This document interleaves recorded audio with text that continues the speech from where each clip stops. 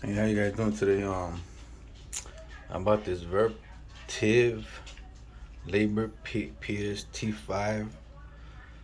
I guess it got about 850 watts and 500 amp hours, something like that. 500 AH on amp hours or whatever. So the reason I got this is because I needed something to when the power cuts off, that it could power up my instant water heater. So this water heater is has gas that feeds up in here, but the thing that sparks it is electric. So this thing's pretty impressive. Like, as soon as power cuts off, it doesn't even skip a beat. It switches in milliseconds. It switches and keeps powering on the powering on the water heater. So you got this is the Vertiv. So you unplug. So right now it's on AC outlet mode, but once it gets unplugged,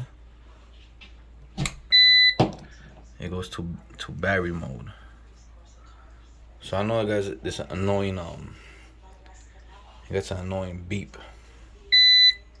So the way to cut that off, you hold it for at least 3 seconds,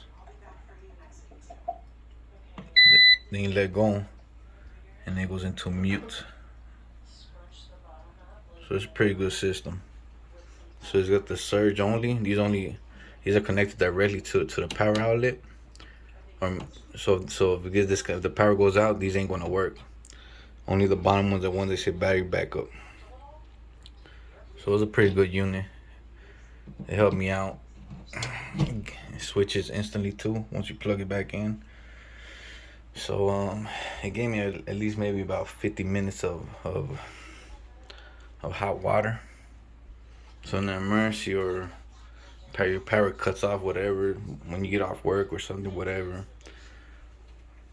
or you're dirty and you doing homework, housework, and for some reason, in older neighborhoods, the power just cuts off for whatever reason, or overpowering a supply or something, whatever.